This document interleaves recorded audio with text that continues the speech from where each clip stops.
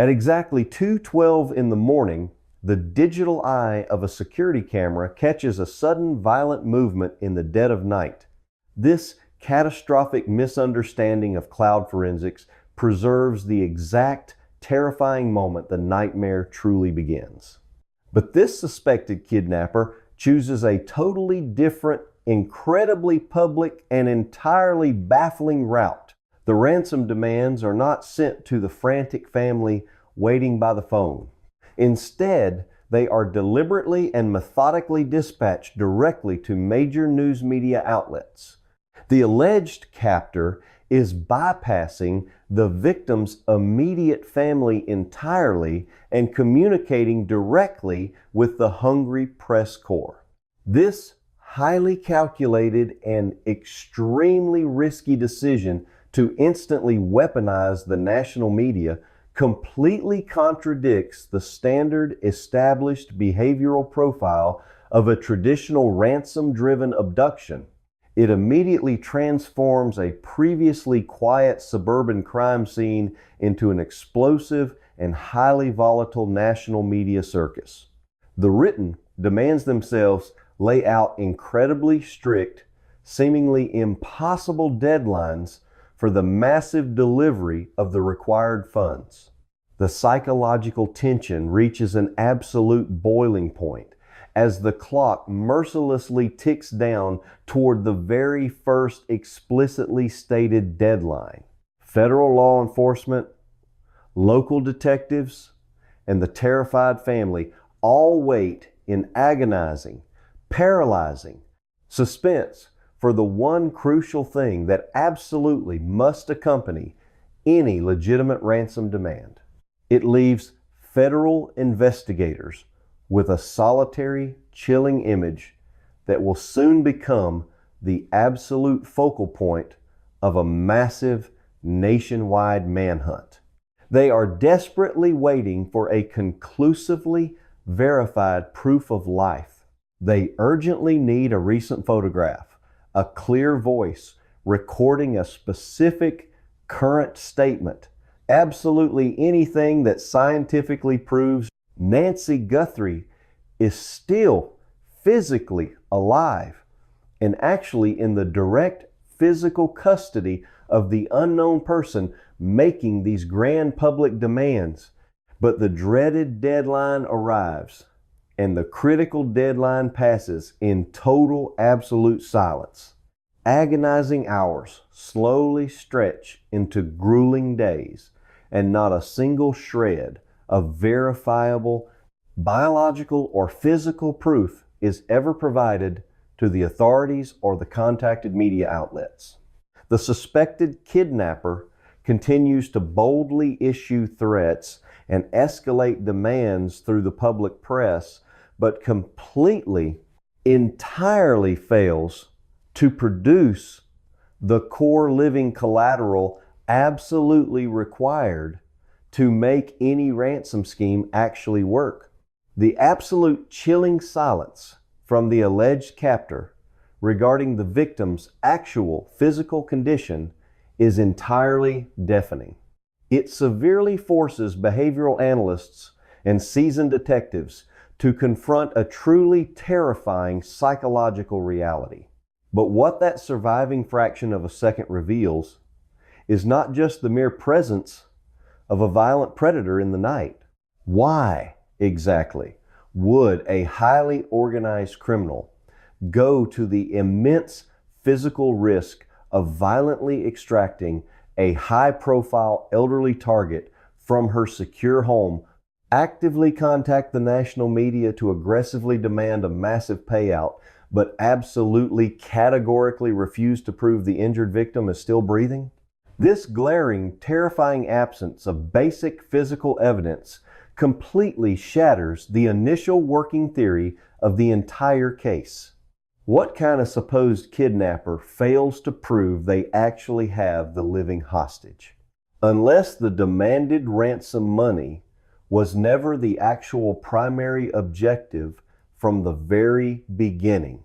If you want to dive deeper into exactly how forensic psychologists decode these bizarre behavioral anomalies to completely dismantle false criminal narratives. You need to hit the notification bell right now so you never miss our incredibly in-depth criminal psychology breakdowns. Because the total terrifying lack of a proof of life combined with the incredibly public nature of the bizarre demands points toward a much darker, entirely different kind of underlying motive. It strongly suggests that the entire exhausting media spectacle, the terrifying threatening letters, and the frantic missed deadlines it points directly to a meticulously planned intrusion that completely shatters a prominent family and captivates an entire nation.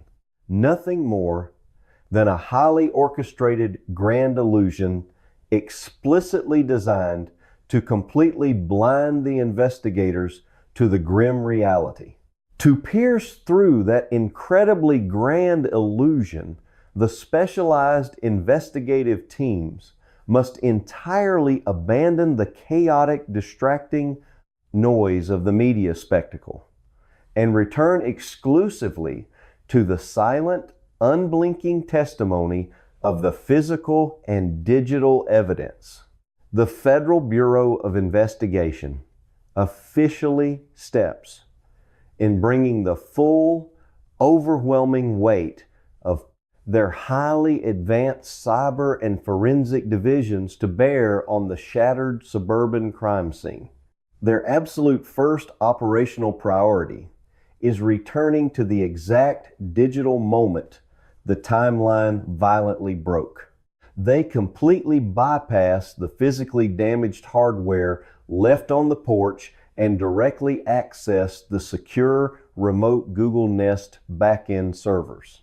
Through highly complex digital extraction techniques, they successfully pull the raw data from exactly 2:12 in the morning. When the federal technicians finally decrypt and intensely enhance the isolated surviving footage, they are staring directly at the terrifying architect of this ongoing nightmare.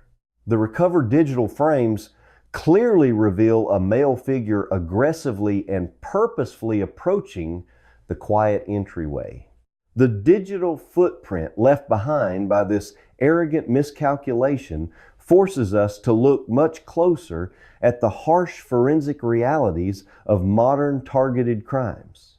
He is heavily and deliberately concealed, wearing a thick, dark winter jacket and a full, heavy ski mask that effectively obscures almost every single identifiable facial feature. But the high-definition digital enhancement reveals two absolutely critical forensic details that speak volumes about his violent intent and extensive preparation. His hands are fully covered by thick, heavy work gloves, completely preventing the accidental transfer of any identifiable fingerprints to the plastic camera housing. And secured tightly to his body is a distinctly, clearly visible dark gun holster. This is absolutely not a desperate, opportunistic burglar who panicked in the dark. This is a heavily armed, meticulously prepared, alleged assailant who arrived at the specific property fully anticipating and physically equipped for a violent physical confrontation. The captured digital image provides a chilling physical profile, but it is still fundamentally just a ghost hiding in a mask. To firmly identify the actual living human being beneath the heavy synthetic fabric, the forensic crime scene, teams must turn to the invisible, microscopic, biological evidence left behind in the sheer chaos of the struggle. While the heavy gloves successfully prevented fingerprint transfer, the extreme violence of the physical altercation if you appreciate dissecting the smallest forensic mistakes that completely alter the trajectory of a criminal investigation, the concrete porch created multiple opportunities for a completely different kind of microscopic forensic transfer. Technicians painstakingly and methodically swab every single square inch of the blood-stained concrete, the splintered door frame, and the surrounding decorative brickwork. Amidst the massive biological presence of the elderly victim's own pooled blood, the highly sensitive laboratory analysis equipment isolates a crucial microscopic anomaly. They successfully extract a distinct and completely separate sequence of unknown cellular material. It is a completely foreign, unidentified DNA profile that absolutely does not match the missing victim and firmly does not belong to any known family member or frequent authorized visitor to the residence. This completely unknown biological signature is instantly secured and rushed to a highly specialized, advanced forensic laboratory located out of state for rapid genetic sequencing and immediate comparison against vast national criminal databases. The federal investigators finally possess a definitive microscopic piece of the alleged attacker. But merely possessing the microscopic genetic code of the suspect does not immediately definitely subscribe to Ellis Case Reports, so we can closely track every new development in this incredibly complex case together. Them where he physically went, or exactly how he managed to completely vanish into the night. To accurately map the physical escape route, dedicated search and rescue teams deploy in massive organized grid formations radiating outward from the compromised property. They methodically and tirelessly scour the surrounding quiet residential streets, looking for absolutely anything carelessly discarded in a hurried, panicked flight. The exhaustive physical ground search yields a highly peculiar and potentially explosive forensic discovery. Dedicated searchers locate a series of discarded heavy work gloves scattered haphazardly along the various potential escape routes. The absolute most crucial piece of this physical puzzle is a specific single glove found reportedly resting discarded on the ground approximately 2 miles entirely away from the primary residential crime scene.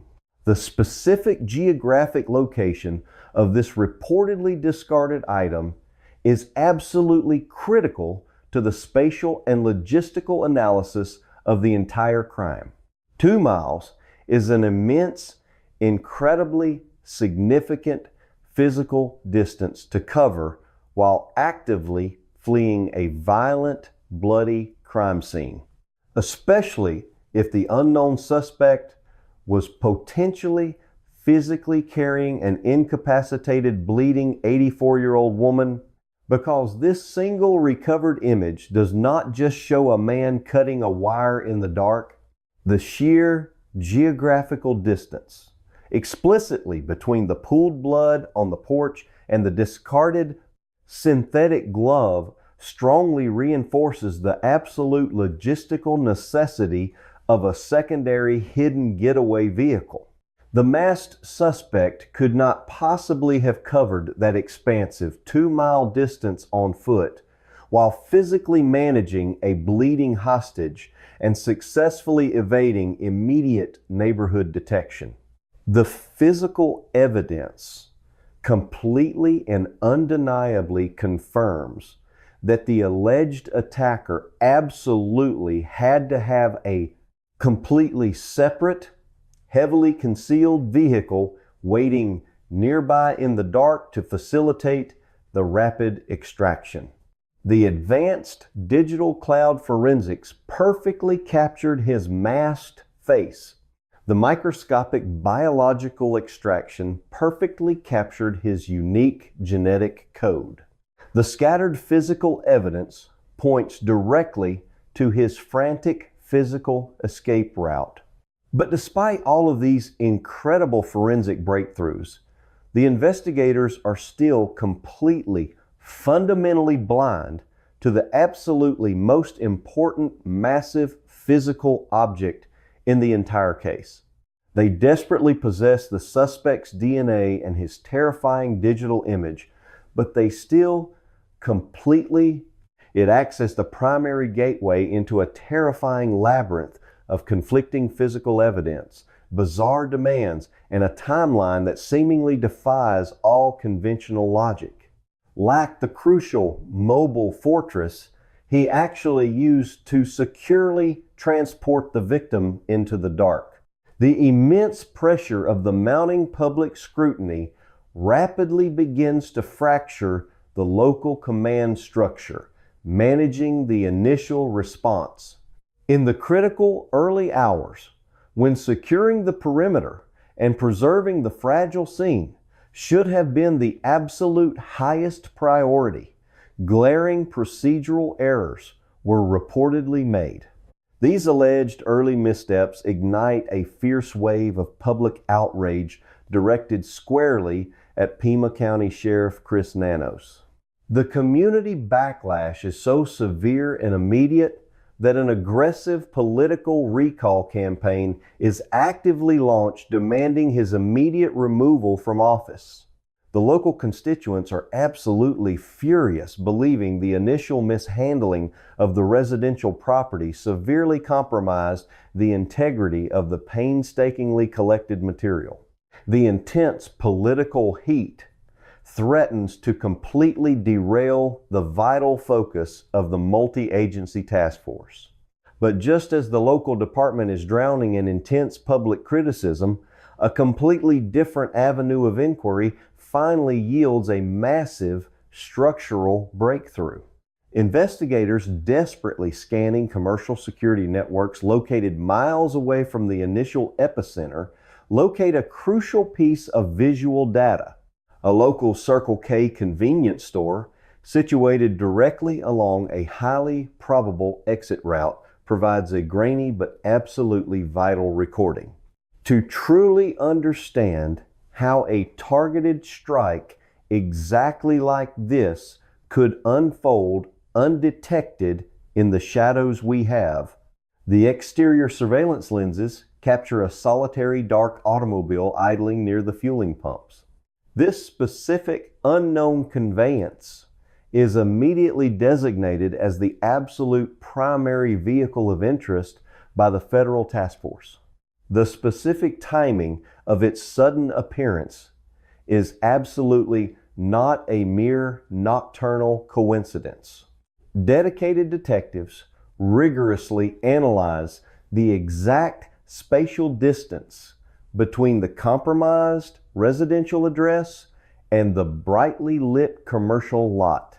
They meticulously calculate the precise driving time required to navigate those specific suburban streets under the cover of absolute darkness.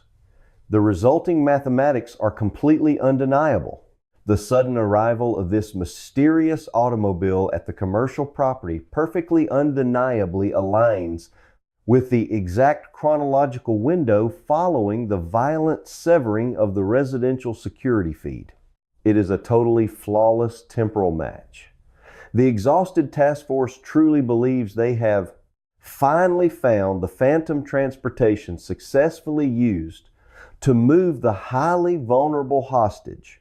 They immediately begin pulling every single available municipal traffic feed and automated license plate reader a thick gloved hand reaches up from the overwhelming darkness to step back from the digital extraction entirely and look directly at the physical reality of the target, surrounding regional grid, desperately trying to accurately map the forward trajectory of this newly discovered automobile. But as the seasoned detectives painstakingly plot the subsequent geographic movements of the suspect, car, a profound and deeply unsettling realization begins to slowly wash over the bustling command center. The newly established route fundamentally contradicts every single operational theory the local department has built thus far. If the masked driver had just violently abducted a high-value human target, they absolutely should be utilizing the fastest, most direct arterial highways to immediately leave the regional jurisdiction and reach a highly secure secondary holding location.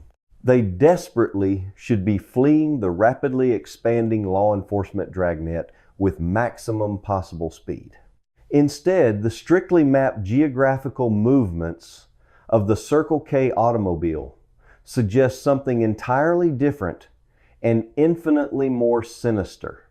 The suspected driver does not desperately flee outward into the vast open highway system.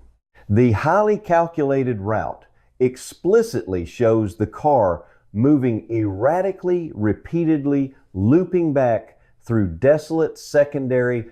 We must closely examine the specific vulnerabilities that made this quiet residence the inevitable center of a chilling mystery. Industrial zones and intentionally lingering in highly isolated sectors, completely devoid of any regular residential observation. This is absolutely not the frantic high-speed escape of a panicked kidnapper frantically trying to secure a living, breathing hostage in a hidden safe house. This cold, highly calculated, meandering path looks exactly, precisely like the deliberate, methodical movements of someone who is actively, desperately searching for a highly secure, remote location to permanently dispose of something incredibly large and absolutely compromising. The horrifying implications of this erratic routing send a massive wave of chilling realization through the entire federal investigative team. If you have a solid theory about why the alleged driver specifically chose such a baffling and seemingly illogical escape route, please leave a comment down below, because the highest levels of law enforcement are still actively struggling to completely decode this specific geographical puzzle. The terrifying realization that the mapped escape path completely defies the standard logic of a traditional ransom operation harshly forces the lead investigators to aggressively, completely re-evaluate the entire foundational premise of the case. They must rapidly look past the chaotic public demands and the initial optimistic assumptions to directly, at 84 years old, Nancy Guthrie lives a quiet and heavily structured life, far removed from the glaring lights of television studios, confront a much darker, infinitely more tragic. The mysterious idling vehicle, completely captured under the harsh fluorescent lights of the fueling station, was almost certainly not a functional getaway car for a tense hostage situation. It was functioning as a mobile tomb. The absolute silence from the alleged captors regarding the physical well-being of the missing woman now makes terrifying, perfect sense. The complex geographical data extracted from the commercial surveillance grid completely dismantles the optimistic hope of a safe eventual rescue. The investigators are no longer actively hunting for a hidden, secure room holding a frightened captive. They are now systematically searching the vast, unforgiving desert landscape for a hidden clandestine grave. This incredibly grim realization directly answers the massive, glaring question that has haunted the federal task force since the very first missed deadline. The bizarre, inexplicable behavior of the suspected perpetrator suddenly snaps into sharp, horrifying focus. Her daily routine is entirely dictated by harsh medical necessity rather than personal choice. The highly unusual decision to deliberately bypass private family negotiations and aggressively send demanding letters directly to national news syndicates was never actually about successfully securing a massive financial payout. Leading legal analysts and veteran true crime commentators, including prominent voices like former prosecutor Nancy, Grace heavily suggests that the entire public ransom narrative is a masterfully constructed, elaborate fiction. It is a highly sophisticated operational smokescreen deliberately designed to massively misdirect federal resources and completely manipulate the national conversation. When we meticulously combine all the verified forensic realities, a completely different, deeply chilling narrative emerges from the shadows. The extreme volume of biological material recovered from the concrete entryway conclusively proved that a severely violent physical trauma occurred before the victim was ever moved.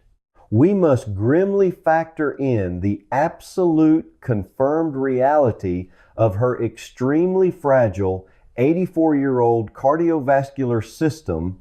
We must directly acknowledge her complete, absolute reliance on daily specialized pharmaceutical interventions just to keep her heart continuously beating. A deeply seasoned criminal predator fully capable of executing such a highly organized, targeted home invasion would absolutely know that violently she suffers from significant and documented mobility issues that make simply navigating the familiar hallways of her own home a slow and deliberate physical challenge. Assaulting and then permanently depriving a woman in her severe medical condition of her life. Saving medication is an absolute guaranteed death sentence. The alleged attacker never once intended to keep her alive. The experts strongly conclude that the primary operational goal of the violent midnight intrusion was always an absolute targeted assassination. But a standard homicide immediately triggers a highly specific type of aggressive, localized murder investigation that often quickly ensnares the perpetrator. By carefully removing the incapacitated victim from the immediate physical premises and loudly demanding an impossible ransom, the architect of this brutal crime completely, fundamentally altered the entire nature of the massive federal response. They purposefully transformed a highly localized murder investigation into a chaotic, sprawling international hostage crisis. The fake public demands forced the federal authorities to waste incredibly precious early hours hopelessly waiting by the phone for a verification that was absolutely never going to materialize. The massive, intense media circus created by the released letters served as the absolute perfect chaotic distraction. More importantly, she is deeply reliant on a strict and unyielding regimen of daily cardiovascular medication just to maintain her baseline health and survive. While national television anchors frantically debated the impossible financial deadlines, the actual killer was quietly utilizing the massive confusion to safely, permanently dispose of the primary physical evidence. They successfully executed a highly complex staged no-body homicide, perfectly weaponizing the natural, predictable reactions of both the grieving family and the hungry press corps.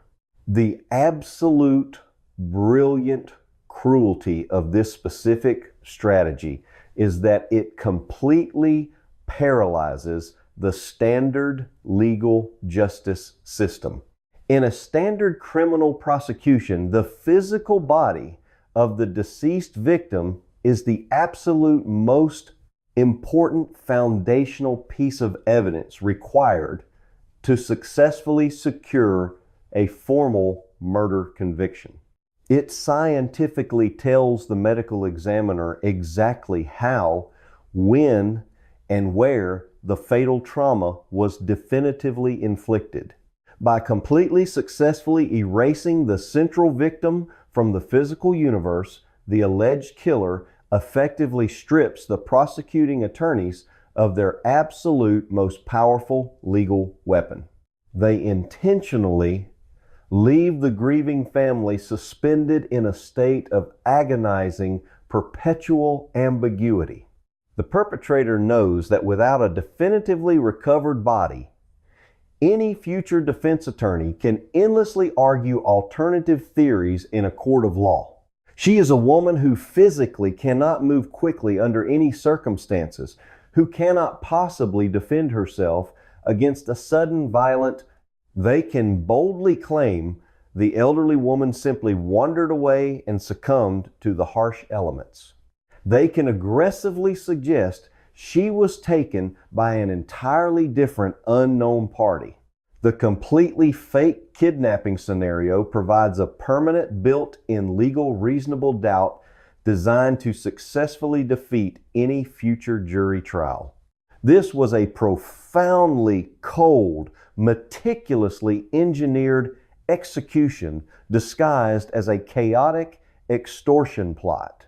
If you strongly believe this incredibly dark analytical perspective perfectly explains the bizarre missing evidence, and you want to completely understand how these complex legal loopholes are exploited, please share this video with others who follow true crime forensics. The absolute grim reality is that the suspect did not just steal a vulnerable, beloved mother from her quiet home. They systematically, successfully stole the entire crime scene, leaving behind nothing but a brilliant, confusing illusion meant to perfectly hide a brutal murder. The absolute staggering genius of the staged deception lies in its complete mastery of human psychology and procedural predictability. The orchestrator deeply understood that law enforcement protocols demand treating an extortion note as a legitimate active threat until conclusively proven otherwise. Physical threat, and who absolutely cannot survive for any extended period without her specific prescribed pharmaceutical support. This rigid adherence to established crisis protocols provided the exact necessary operational window for the suspect to vanish completely without a trace. Every single passing day without physical recovery only further solidifies the overwhelming success of their dark architectural design. The phantom vehicle recorded at the commercial fueling station was the final critical instrument in completely finalizing this horrific, macabre masterpiece. The devastating emotional and professional fallout from this sophisticated deception extends far beyond the quiet boundaries of the compromised residential neighborhood. The immense agonizing weight of the unresolved investigation completely crushes the daily reality of the surviving family members. The highly visible career of her prominent daughter is instantly and completely brought to an absolute indefinite halt. The massive global broadcasting networks are forced to fundamentally restructure their major upcoming coverage plans. The highly anticipated comprehensive reporting assignments for the 2026 Winter Olympics are entirely, completely abandoned. An incredibly prominent public figure must completely retreat from the demanding national spotlight simply to desperately survive the suffocating daily torment of the profound unknown. The vibrant, fast-paced world of international broadcast journalism continues to rapidly spin forward, but these are not merely sympathetic background details meant to pull at the heartstrings. Her personal universe remains permanently frozen in the agonizing darkness of that late January night. The complete lack of absolute definitive closure creates an emotional purgatory that is impossible to navigate or successfully process. The surviving relatives cannot properly grieve because the formal legal system technically still classifies the traumatic event as an active, ongoing abduction. They are completely cruelly denied the basic fundamental human right of laying their beloved matriarch to a peaceful final rest. Meanwhile, the massive federal investigation transitions from a frantic, high-speed tactical response into a grueling, agonizingly slow scientific marathon. The heavily armed tactical search and rescue units are gradually entirely replaced by quiet, meticulous laboratory technicians wearing sterile protective suits. The entire forward momentum of the incredibly complex case now rests absolutely entirely on the microscopic biological material carefully scraped from the cold, blood-stained concrete. The isolated genetic sequence currently sitting in that highly secure, out-of-state forensic laboratory represents the absolute final remaining hope for definitive identifying justice. Highly specialized scientists are currently working around the clock, utilizing the absolute most advanced genetic sequencing technology available to the federal government.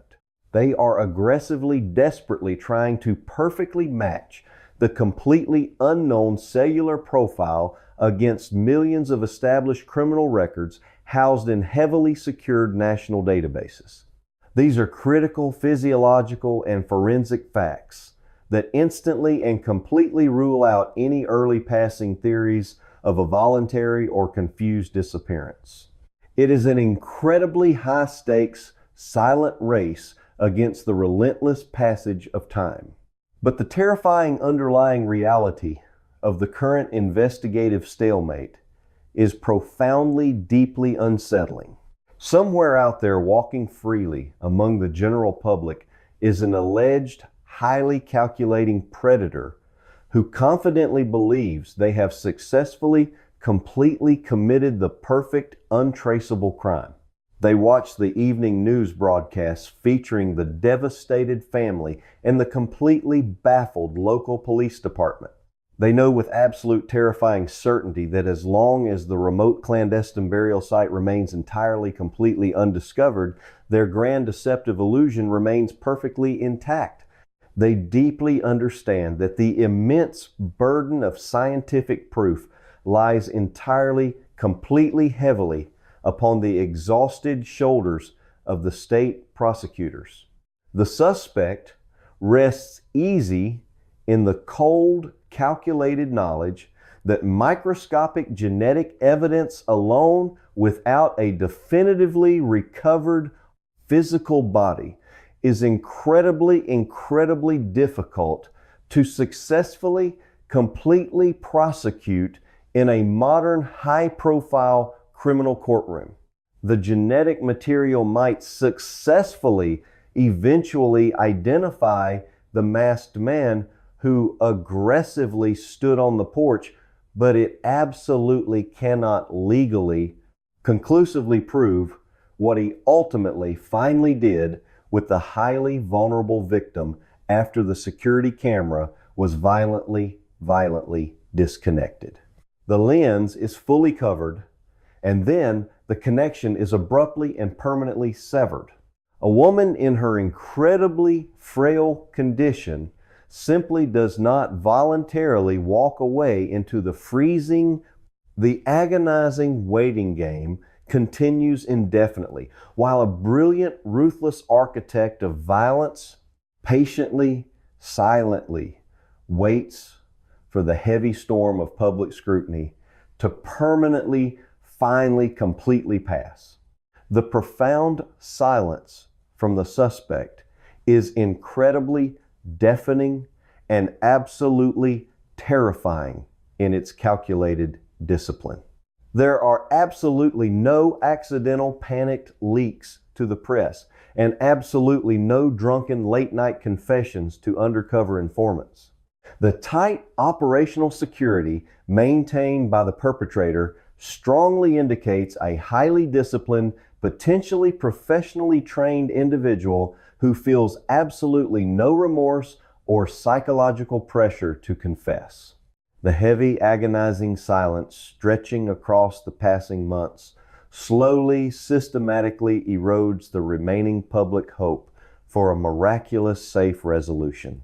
Every single passing week that the out-of-state laboratory fails to generate a conclusive genetic database match effectively pushes the tragic case further back into the freezing shadows of forgotten, unsolved mysteries.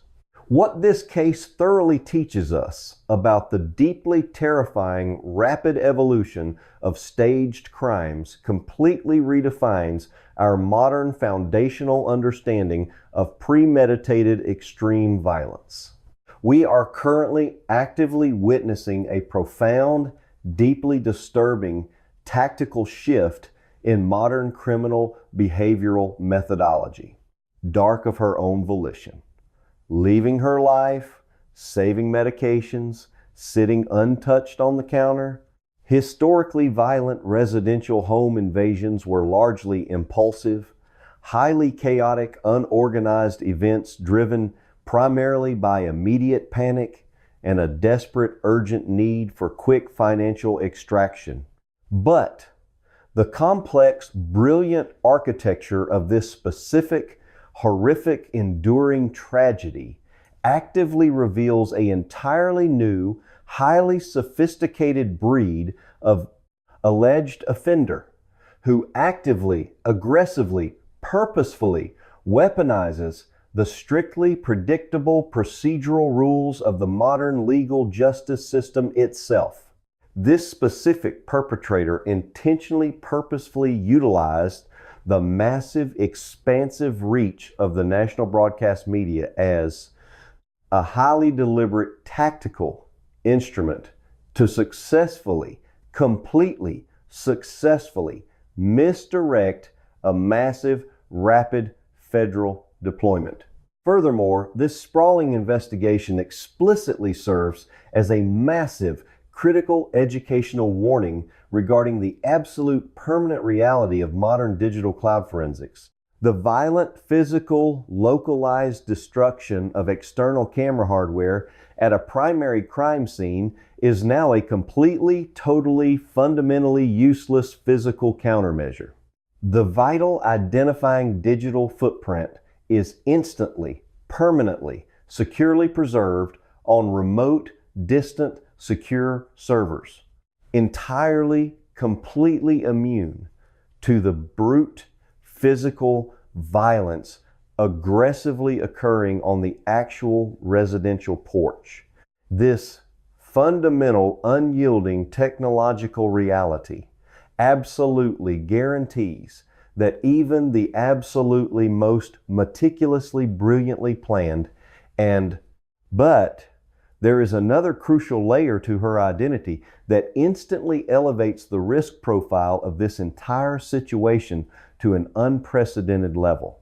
Flawlessly staged criminal illusions will inevitably, permanently, unavoidably leave behind a permanent, unalterable digital ghost.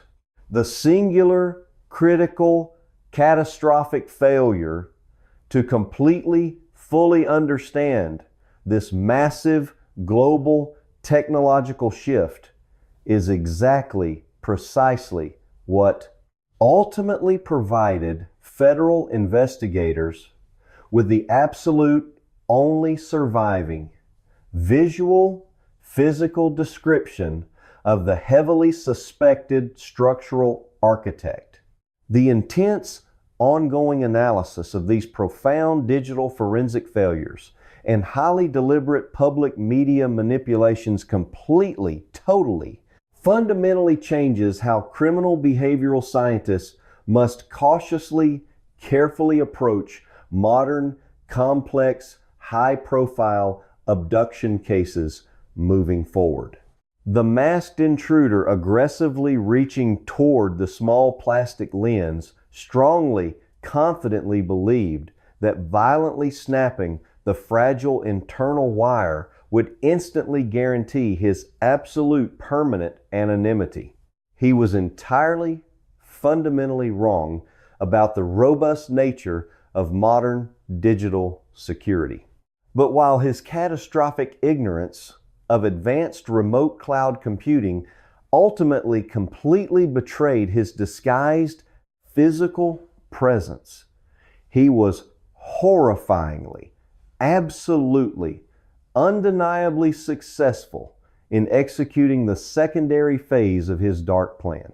He brilliantly, flawlessly transformed the idling, mysterious automobile recorded at the commercial fueling pumps into an absolute, untraceable, silent ghost.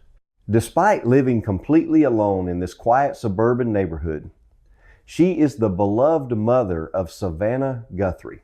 He successfully, effectively made an entire physical human being and a massive, heavy machine completely, entirely disappear from the face of the earth. The agonizing question permanently remains deeply unanswered. Who exactly was actually confidently sitting quietly behind the steering wheel of that idling suspect vehicle on that freezing late January night? There are still so many dark hidden secrets waiting to be uncovered.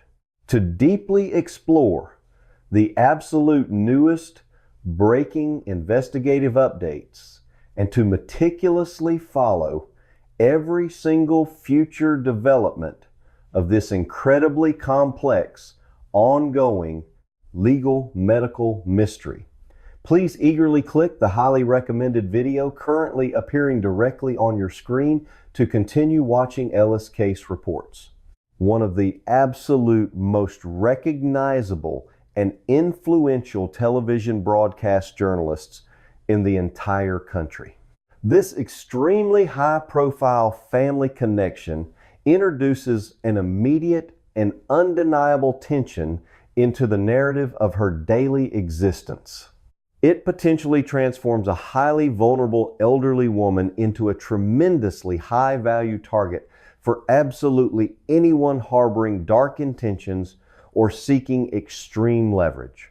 The sheer visibility of her daughter means that any targeted threat against the mother will instantly command the absolute and undivided attention of the national media apparatus and the highest levels of federal law enforcement. The evening of January 31st gives absolutely no preliminary warning of the impending devastation. The suspected intruder standing on that quiet suburban porch likely believes they have just executed a completely flawless countermeasure. The winter night unfolds with perfect, mundane normalcy. Nancy enjoys a quiet, peaceful dinner at the nearby home of her other daughter. Following the warm family meal, she is safely driven back to her own residence. She is personally escorted inside the home, and the doors are firmly secured against the winter night. The investigative timeline confirms this is the absolute last moment she has ever seen in a confirmed state of safety. The house goes completely dark. The surrounding residential streets empty out, as neighbors turn in for the night. The quiet envelopment of the neighborhood creates a profound and dangerous illusion of absolute security. The securely locked doors and the seemingly silent alarm systems project a comforting feeling of impenetrable safety for an elderly woman resting entirely alone. But the stifling stillness of the house on that late January night is not the peaceful, comforting silence of a safe haven. It is the heavy, suffocating, and expectant quiet of a meticulously set trap waiting patiently to be sprung. They think the violently severed connection means the footage is gone, forever swallowed by the broken hardware they leave behind. The overwhelming darkness outside her bedroom windows provides the perfect absolute cover for an approaching unknown threat that has already calculated her vulnerabilities and bypassed the outer perimeter. The routine safety of her evening has been completely compromised by an unseen alleged predator who understands exactly how isolated and physically helpless she truly is. The terrifying reality of that trap is not discovered in the dark, but in the cold, illuminating light of the following morning. The first day of February begins not with a sudden blaring alarm, but with a slow, creeping sense of profound wrongness. Every Sunday morning, Nancy is known to reliably log onto her computer to faithfully attend her local church services through a live online broadcast. It is an immovable anchor in her weekly routine, but on the morning of February 1st, her digital presence is entirely, completely absent. The virtual congregation gathers, but her screen remains totally dark. When concerned family members attempt to reach her by phone, their calls ring out into an empty, echoing house. They are completely and fundamentally wrong. This alleged attacker has just made the single most crucial mistake of the entire investigative timeline. The rising panic is immediate and entirely justified given her precarious medical state. Law enforcement is swiftly dispatched to the residence to conduct a standard welfare check. But what the responding patrol officers find waiting for them at the property instantly elevates the call from a routine check for an elderly resident to a massive active crime scene investigation.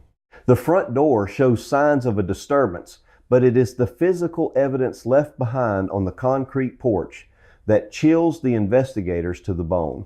Smeared across the cold surface of the entryway is a highly visible quantity of red staining. Crime scene technicians immediately secure the perimeter and rush to process the biological material. Forensic testing swiftly and conclusively confirms the absolute worst case scenario. The substance is positively identified as the blood of Nancy Guthrie. The presence of her confirmed blood at the primary point of entry proves beyond any shadow of, they do not realize that modern home security systems do not rely on fragile local storage alone. A doubt that a violent and desperate physical struggle took place right at her front door. A fragile 84-year-old woman fought for her life against an unknown attacker in the dead of night. But as investigators carefully process the blood evidence, they make another discovery that completely scrambles their understanding of the immediate timeline. Parked perfectly untouched inside the attached garage is the victim's dark-colored SUV. The vehicle is completely secure, showing absolutely no signs of tampering or forced entry. This creates an immediate and glaring logical paradox for the detectives standing on the blood-stained porch. They know for a confirmed fact that Nancy Guthrie physically cannot walk any significant distance on her own, even on her best days. They know she has just been subjected to a violent physical trauma that resulted in active bleeding. And they know her only personal means of transportation is sitting cold and unused behind a closed garage door. She could not have walked away. She did not drive away. They do not know that the very moment their masked face stepped into the frame, the visual data was already racing through fiber optic cables. Yet she is completely gone, leaving only her blood behind. The physical contradiction demands an immediate answer. How does a severely mobility impaired, actively bleeding elderly woman completely vanish from a residential neighborhood without a trace? The sheer logistics of moving a non-compliant or incapacitated adult require planning effort and, most importantly, transportation. If her own SUV is still parked securely in the garage, what exactly did the alleged attacker use to spirit her away into the darkness? The investigators are staring at a violent crime scene that ends abruptly at the edge of the driveway. They are hunting for a ghost who managed to orchestrate a violent abduction without leaving a single tire track or immediate witness. The absence of the vehicle forces the detectives to completely rethink the mechanics of the crime. Who exactly is capable of executing such a brazen, violent extraction of a high-profile target without triggering a much wider neighborhood alarm? And more pressingly, where do you even begin to physically look for a severely bleeding elderly woman when the absolutely only vehicle directly associated with her address has not moved a single inch since the night before, pushing directly into the remote back-end servers of the tech giant before their gloved fingers ever even touched the plastic casing of the device? The horrifying reality sets in that the attacker must have brought their own entirely separate means of conveyance to the quiet street. They are no longer just looking for a missing woman. They are actively hunting for a completely unknown vehicle that vanished into the night carrying a critically vulnerable captive. The desperate search for that phantom vehicle and its precious cargo is violently interrupted by a development that sends shockwaves through the entire investigation. Just as the local police are attempting to quietly establish a perimeter and secure the initial forensic evidence, a communication arrives that completely fundamentally alters the entire scope of the crisis. A formal ransom demand is officially issued, but the specific method and target of this delivery instantly raise massive red flags for every seasoned investigator involved in the case. In a standard financially motivated kidnapping for ransom, the perpetrators almost always establish direct, covert contact with the family members or their designated representatives. They want to quietly negotiate, they want to quickly secure the funds, and they desperately want to avoid the massive heat of a public spectacle.